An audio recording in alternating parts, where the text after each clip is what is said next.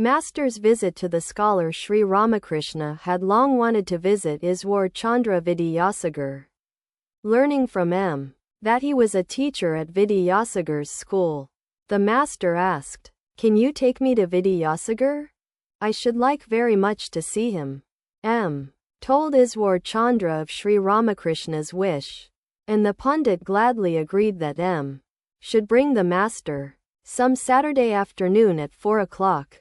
He only asked M. what kind of Paramahamsa the master was, saying, "Does he wear an ochre cloth?" M. answered, "No, sir. He is an unusual person. He wears a red-bordered cloth and polished slippers. He lives in a room in Rani Rasmani's temple garden. In his room there is a couch with a mattress and mosquito net. He has no outer indication of holiness. But he doesn't know anything except God. Day and night he thinks of God alone." On the afternoon of August 5 the master left Dakshineswar in a hackney carriage, accompanied by Bhavanath, M. and Hazra. Vidyasagar lived in Badurbagan, in central Calcutta, about 6 miles from Dakshineswar. On the way Sri Ramakrishna talked with his companions. But as the carriage neared Vidyasagar's house his mood suddenly changed. He was overpowered with divine ecstasy. Not noticing this, M. pointed out the garden house where Raja Ram Mohan Roy had lived. The master was annoyed and said, "I don't care about such things now." He was going into an ecstatic state. The carriage stopped in front of Vidyasagar's house. The master alighted, supported by M. who then led the way. In the courtyard were many flowering plants. As the master walked to the house he said to M. like a child, pointing to his shirt button, "My shirt is unbuttoned. Will that offend Vidyasagar?" "Oh, no," said M. "Don't be anxious about it. Nothing about you will be offensive. You don't have to button your shirt." He accepted the assurance simply.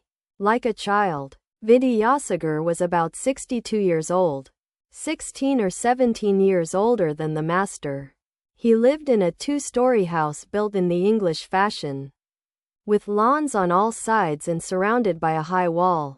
After climbing the stairs to the 2nd floor, Sri Ramakrishna and his devotees entered a room at the far end of which Vidyasagar was seated, facing them, with a table in front of him.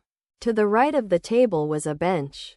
Some friends of their host occupied chairs on the other 2 sides. Vidyasagar rose to receive the master.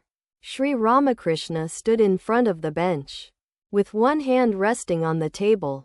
He gazed at Vidyasagar, as if they had known each other before, and smiled in an ecstatic mood. In that mood he remained standing a few minutes. Now and then, to bring his mind back to normal consciousness, he said, "I shall have a drink of water."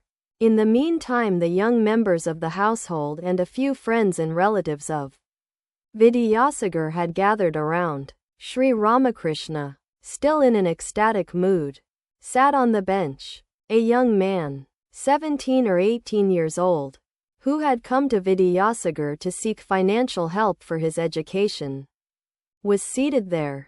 The master sat down at a little distance from the boy, saying in an abstracted mood, "Mother, this boy is very much attached to the world. He belongs to thy realm of ignorance." Vidyasagar told someone to bring water and asked M. whether the master would like some sweetmeats also. Since M. did not object, Vidyasagar himself went eagerly to the inner apartments and brought the sweets. They were placed before the master. Bhavanath and Hazra also received their share. When they were offered to M. Vidyasagar said, "Oh, he is like one of the family. We needn't worry about him." Referring to a young devotee, the master said to Vidyasagar, "He is a nice young man and is sound at the core. He is like the river Falgu. The surface is covered with sand, but if you dig a little you will find water flowing underneath." After taking some of the sweets, the master, with a smile, began to speak to Vidyasagar. Meanwhile the room had become filled with people. Some were standing and others were seated.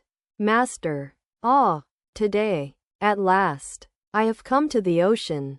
Up till now I have seen only canals, marshes, or a river at the most, but today I am face to face with the Sagar, the ocean. Quote, all laugh.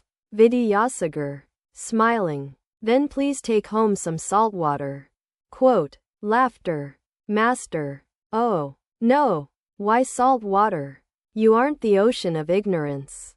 You are the ocean of vidya, knowledge. You are the ocean of condensed milk. Quote, all laugh. Vidyasagar. Well, you may put it that way. The Pandit became silent. Sri Ramakrishna said, your activities are inspired by sattva. Though they are rajasic, they are influenced by sattva. Compassion springs from sattva, though work for the good of others belongs to rajas. Yet this rajas has sattva for its basis, and is not harmful. Sukha and other sages cherished compassion in their minds to give people religious instruction, to teach them about God.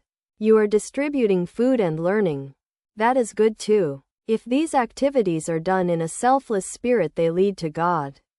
But most people work for fame or to acquire merit. Their activities are not selfless. Besides, you are already a siddha. Vidyasagar. How is that, sir? Master. Laughing. When potatoes and other vegetables are well cooked, they become soft and tender. And you possess such a tender nature. You are so compassionate. Quote, laughter. Vidyasagar. Laughing. But when the paste of kalai pulse is boiled, it becomes all the harder. Quote,